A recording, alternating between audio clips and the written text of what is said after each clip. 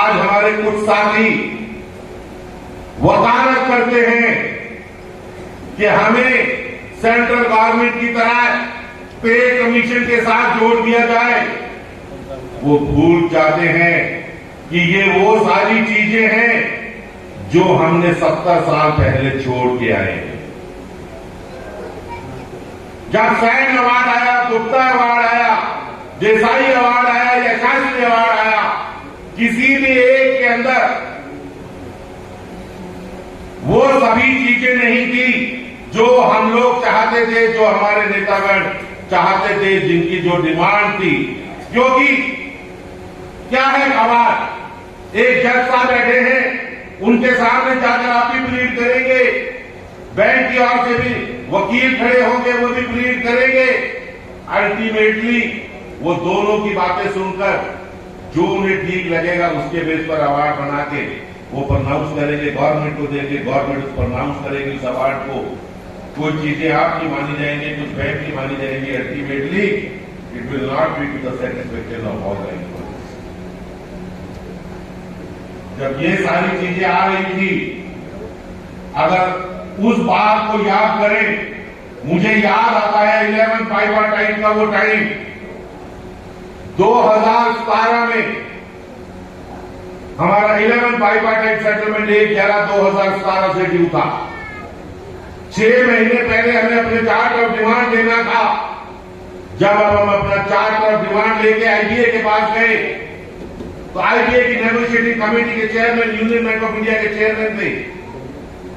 उनका कहना था कि आप अपने एम्प्लॉइज को कह दीजिए कि बहुत अच्छा वेज रिवीजन एक्सपेक्ट ना करें। क्यों ना एक्सपेक्ट करें? क्योंकि बैंकों के एनपीए बहुत बढ़ गए हैं। जो स्प्लिट है बिटवीन इंटरेस्ट, जो स्प्लिट ऑफ इंटरेस्ट है on advances and deposit, that is reduced because of competition in the market from foreign and private banks. Inflation बढ़ रहा है, उससे इस्टेब्लिशमेंट एक्सपेंसेस बढ़ रहे हैं और वो भी एक अनड्यू बोझ है बैंकों के ऊपर, जिसकी वजह से हमारी प्रॉफिटेबिलिटी इफेक्ट हो रही है। तो आप अपने बैंकों को कह दीजिए कि बहुत अच्छा वेज रिवीजन अपने मेंबर्स को बता दीजिए, एक्सपेक्ट ना करें। और कुछ समय के बाद पहली बार बैंकिंग हिस्ट्री के अंदर 213 साल के बाद स्टेट बैंक ऑफ इंडिया भी लॉसेस लेता। आपको याद होगा मार्च 2018 की वो रिजल्ट, जब स्टेट बैंक ऑफ इंडिया ने पहली बार और आखिरी बार लॉस प्रोजेक्ट किया था। अगर ये अवार्ड का समय होता, अगर पे कमीशन का समय होता, तो बैंकों की तरफ से भी एडवोकेट एक तरफ खड़े होकर कह देते कि milord banks are not capable of paying this much of increase in their salary. हमारे पास इतनी कैपेसिटी नहीं है कि हम इनकी रिवीजन की डिमांड पूरी कर सकें। अगर इनकी बात मानी तो बैंक बंद हो जाएंगे, लॉकआउट लग जाएगा, बैंकों पर ताले पड़ जाएंगे।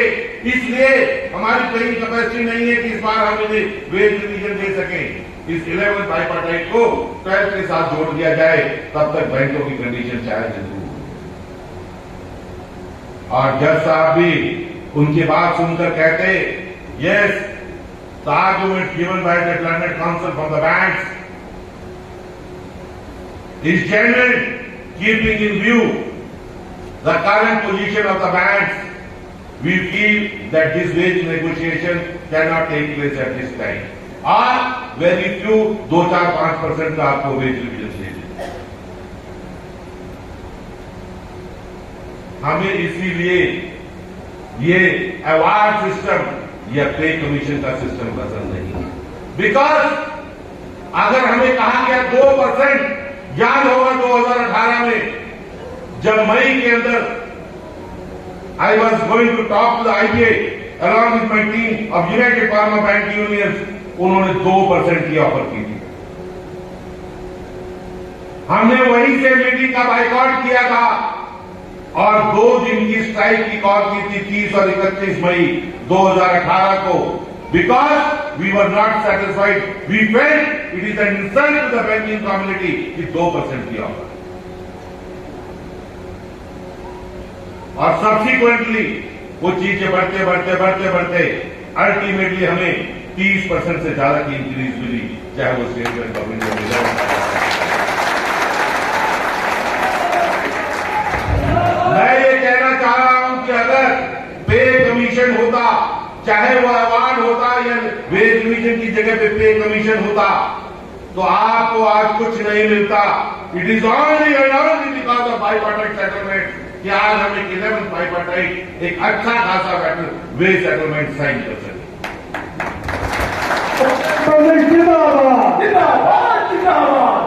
वेज सेटलमेंट या बाइपार्टाइट का जो सिस्टम था, जब हमने Sen award, Gupta award, Desai award, Shastri award सभी को रिजेक्ट किया, तो हमारी डिमांड हमारी मैनेजमेंट से एक ही थी कि हमें बायलैटरल सेटलमेंट चाहिए, जहां अक्रॉस द टेबल बैठकर अपनी मैनेजमेंट से बात कर सकें और जो चीजें हैं उन्हें हम अपने कंस्ट्रेंट्स बताएं, उनके कंस्ट्रेंट्स सुने और एक ऑनरेबल सेटलमेंट साइन हो, ताकि to the satisfaction of all that agreement will be valid. और मुझे गर्व है ये बताते हुए कि ये बायलैटरलिज्म का सिस्टम भी स्टेट बैंक ऑफ इंडिया से शुरू हुआ, जब 1964 में पहला bilateral agreement state bank of India की मैनेजमेंट और all India state bank of India staff Federation की हम लोग एक चीज को बहुत बड़ी भांति जानते हैं कि बैंक क्या है। हम कभी ये नहीं मानते कि बैंक कोई और है, बिकॉज यहां कोई मालिक नहीं है, यहां कोई नौकर नहीं है, जो अंग्रेजों के जमाने में हमें कहा जाता था जब सर्वेंट एंड मास्टर का रिलेशनशिप होता था। यहां पर सभी एम्प्लॉइज हैं। हम इस बात को मानकर चलते हैं because we are having a non political character. हमारा एक ही कैरेक्टर है कि हम लोग किसी पॉलिटिकल पार्टी से विश्वास नहीं करते, मेल नहीं करते। हम अपनी पॉलिसी खुद बनाते हैं और खुद ही उसे इंप्लीमेंट करते हैं। हमारा कोई मास्टर दिल्ली में नहीं बैठा जो हमें डिक्टेशन देगा कि आज आप हड़ताल कर दीजिए, आज महंगाई पर हड़ताल कर दीजिए, आज पेट्रोल प्राइस पर हड़ताल कर दीजिए, आज इस चीज के ऊपर हड़ताल कीजिए। हमारी all India state bank of India staff federation, national confederation of bank employees या state bank of India staff association एक नॉन पॉलिटिकल ऑर्गेनाइजेशन है। जिस दिन हम बैंक से रिटायर होते हैं उसी दिन इस एसोसिएशन से भी रिटायर हो जाते हैं, चाहे कितना भी बड़ा लीडर क्यों ना हो। उसी दिन वो सारी पोजीशन छोड़कर घर चला जाता है, ताकि बहता हुआ पानी रहे, नए नए साथी आए, इस लीडरशिप को संभाले, बैटन को टेक ओवर करें और अपनी रिस्पॉन्सिबिलिटी टुवर्ड्स द मेंबरशिप को आह्वान करें। हमने 11 बाइपार्टाइट साइन किया। 12 बाइपार्टाइट के लिए हमने डिमांड रखी, कुछ के अंदर रेजिडुअल इश्यूज रहा। 12 भाई जो हमारा 10th बाइपार्टाइट सेटलमेंट है, इसके ऊपर भी डिस्कशन शुरू हो चुकी है। हमारी बहुत सारी मांगे जो रेजिडुअल इश्यूज के रूप में थी वो कंप्लीट हो चुकी हैं, चाहे वो फाइल बैंकिंग हो जो हमारे साथ एग्री करके गवर्नमेंट को भेज दिया गया है। We are waiting for the government clearance. जिस दिन वो वहां से आ जाएगा that will be implemented throughout the country. जिंदाबाद जिंदाबाद जिंदाबाद जिंदाबाद। चाहे वो रिटायर्ड एम्प्लॉइज का अपडेशन और पेंशन का सवाल हो, हमने फर्स्ट जो स्टेप था, जो बाधाएं थी उसके रास्ते की, उसे दूर किया। हमने 100% वीएन यूटिलाइजेशन बिफोर 2002 का एग्रीमेंट साइन किया बैंक के साथ, ताकि रास्ता बना सके, हम अपडेशन और पेंशन की तरफ बढ़ सके। ये वही एग्रीमेंट था जो हमारे रिटायर्ड साथी सुप्रीम कोर्ट से हाथ चुके थे, रिव्यू पिटीशन रिजेक्ट हो चुकी थी, फिर भी यूनाइटेड फार्मर बैंक यूनियन ने आईबीए को मनाकर उनके साथ मिनट साइन की, and now it has been sent to government for approval as the first step towards updation of pension.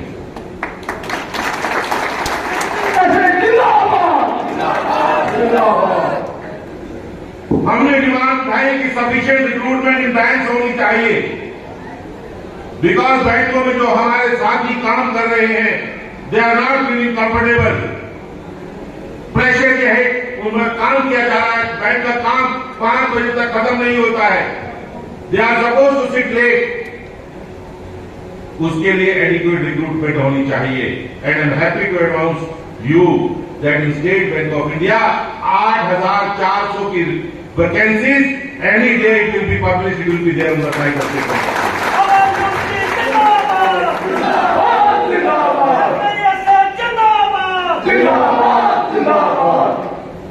साथियों, हमारे All India state bank of India staff Federation की बात रहे, हमारी यूनियन की बात रहे, आज मैं नो डाउट 2017 के बाद यहां आया हूं, क्योंकि बीच में 2-3 साल कोरोना का पीरियड रहा, मुझे मौका नहीं मिला यहां आने का, लेकिन आज मैं आप सब लोगों के मध्य हूं। यहां ऑलमोस्ट चेहरे मुझे नए दिखाई दे रहे हैं, हमारे नए साथी जो हर साल बैंक में भर्ती हो रहे हैं, उन्हें बताना, उन्हें समझाना कि इस बैंक की क्या क्रेडिबिलिटी है, इस यूनियन की क्या क्रेडिबिलिटी है। यहां लीडरशिप पॉलिटिकल लीडरशिप की तरह नहीं है, जो आती है वादे करती है और चली जाती है, वो वादे कभी पूरे नहीं होते। हम लोग जो बात करते हैं उस बात के अंदर मतलब होता है, उसे मनवाने की क्षमता रखते हैं और उसे मनवा के हम आपके लिए निर्णय कर दिया।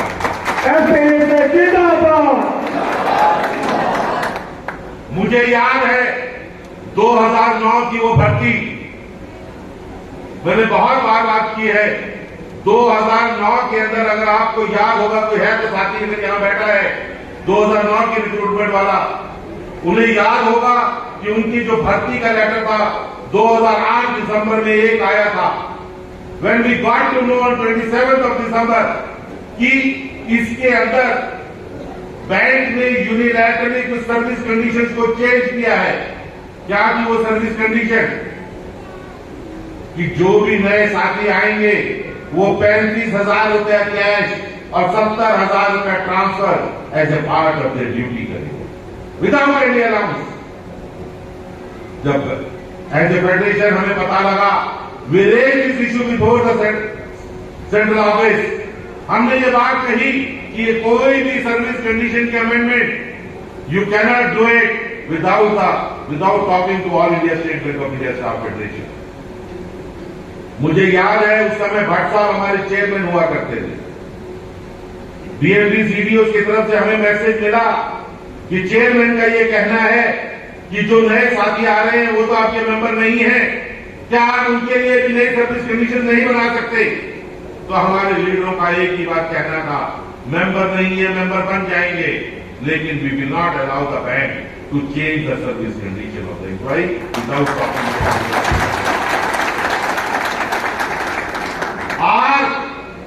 आज 2014 के बाद वही 35,000 कैश, वही 70,000 ट्रांसफर, एक साल के बाद आपको एसोसिएट बना के 4,000 रुपया दे के कराया जाए। तालियों में जोरदार बजा दीजिए, 4,000 में सर्टिफिकेट के लिए।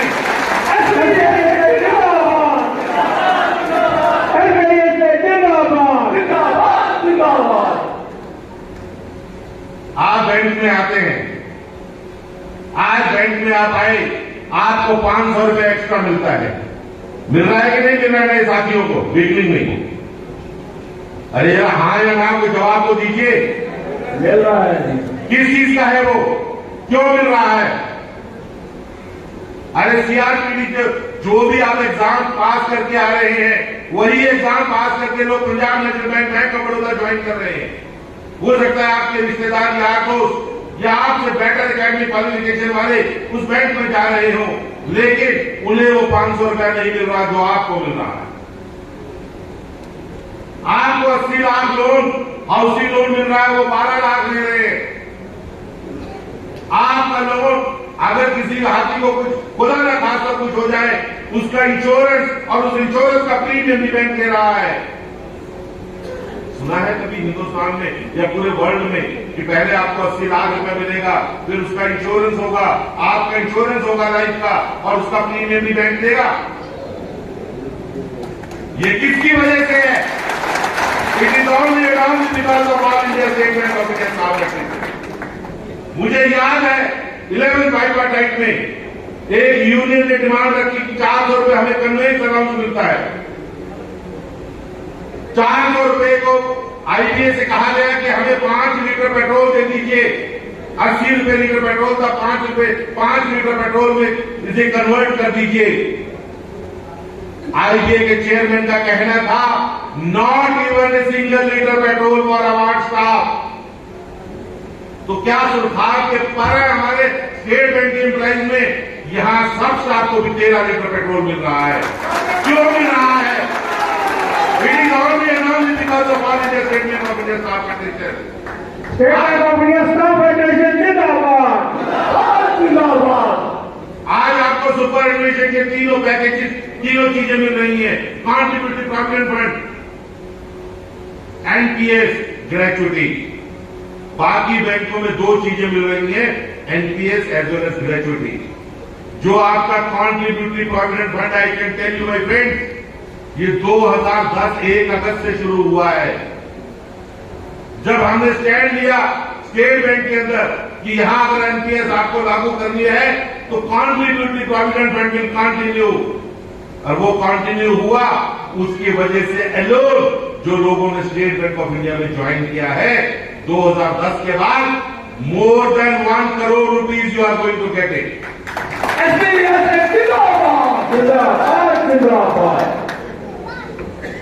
हाउसिंग लोन जो आपको 80 लाख मिल रहा है, बैंक की कंडीशन थी 1/91 के बाद जो भी साथी बैंक में आएगा उसको जो भी balance housing loan, car loan का होगा, on the day of his retirement he will have to deposit that balance back into bank account. हमने बैंक से पूछा कि अगर आप इतना लोन अगर हमारे को दे रहे हैं, हमारे एक्स सर्विसमैन साथी जो 45-50 साल की उम्र में बैंक में आएंगे, क्या उनके बस की बात है कि 10 साल के अंदर इतना पैसा आपको दे सके? क्या इतना प्रोविडेंट फंड होगा? क्या इतना सुपर एनुएशन बेनिफिट होगा कि वो पूरा बैलेंस उसका साथ साथ चुका सके? तो उन्होंने पूछा आप क्या चाहते हैं? हमने कहा ये क्लॉज जो 1/91 में इंट्रोड्यूस की गई थी इसे रिमूव किया जाए and all housing loan should be repaid up to the age of 75 years. आज कोई भी गार्ड, कोई भी क्लर्क, कोई भी ऑफिसर, कोई भी संस्था अगर बैंक के अंदर आ रहा है और जब भी हाउसिंग लोन लेगा उसकी repayment schedule up to 75 years लगते हैं।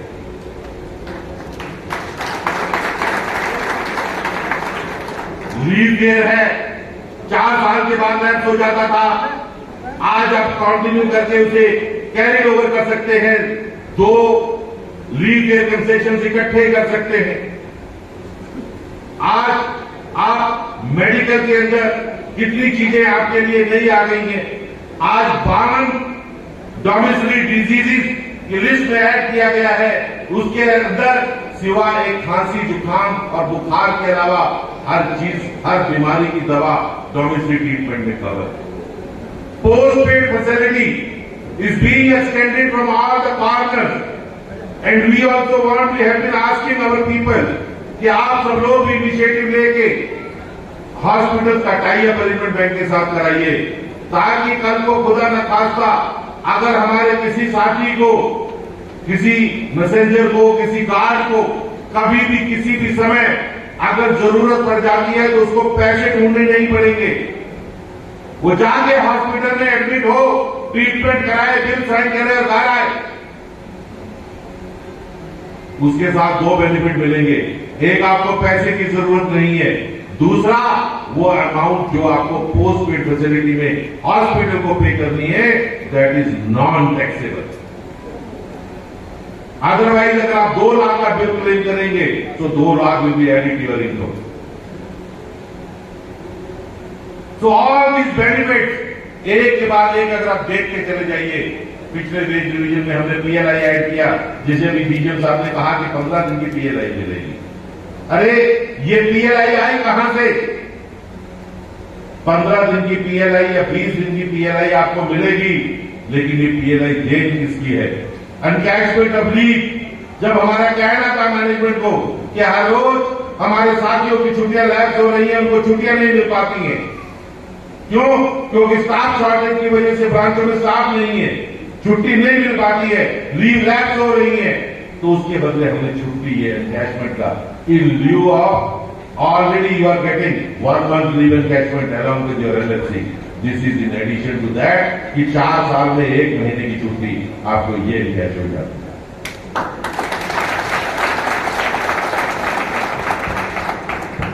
एक के बाद एक चीज अगर आप देखेंगे कि बैंकों के अंदर हमारा बैंक किस तरीके से डिफरेंट है फ्रॉम अदर बैंक। मेरा अपनी 40 साल की नौकरी हो चुकी है, 40वां साल चल रहा है, मुझे याद नहीं पड़ता, बड़े ध्यान से और रिस्पॉन्सिबल स्टेटमेंट में कह रहा हूं, मुझे याद नहीं पड़ता कि 40 साल में मुझे जरूरत पड़ी है कि स्टेट बैंक इश्यू के ऊपर कभी एजिटेशन की स्ट्राइक की कॉल देने की, क्योंकि हमारी मैनेजमेंट भी इतनी मैच्योर है, वो भी समझती है कि ये एम्प्लॉय जो दिन रात काम करके प्रॉफिट हमें कमा कर दे रहे हैं, अगर इनकी भी छोटी मोटी डिमांड्स हैं, छोटे मोटे बेनिफिट्स हैं या इनके जो राइट्स हैं, उसे हमारे को भी रोकने का कोई हक नहीं है। मैं हमेशा कहता हूं कि सबसे पहले हमारे लिए हमारा देश है, दूसरा हमारा बैंक है, तीसरी हमारी यूनियन है और चौथे हम हैं। देश है तो बैंक है, बैंक है तो यूनियन है, अगर यूनियन है तो हम हैं।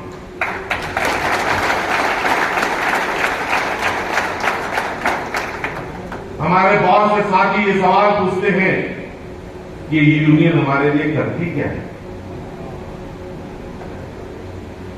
मेरे एक साथी ने यहां से बताया भी पहले कि यूनियन हमारे लिए करती क्या है। बहुत से नए साथी जो ब्रांचों में जब चार्जर के ग्रुप में बैठ के दोपहर में लंच करते हैं तो वो डिस्कस करते हैं, अरे सैलरी स्लिप में 100 रुपया कट गया, ये हमारी मेंबरशिप का ये तो दंड है। यूनियन करती क्या है हमारे लिए, हमें तो जरूरत ही नहीं है यूनियन की। तो मैं बता दूं साथियों, ये यूनियन वो है जो मां की तरह से है। अगर बच्चा सो रहा है, मां उसकी चुम्मी भी देती है, बच्चे को नहीं पता कि उसे कोई प्यार कर रहा है। इसी तरह बैंक के अंदर अगर आप सर्विस कर रहे हैं तो जो बेनिफिट्स आप एंजॉय कर रहे हैं, it is all because of all India state bank of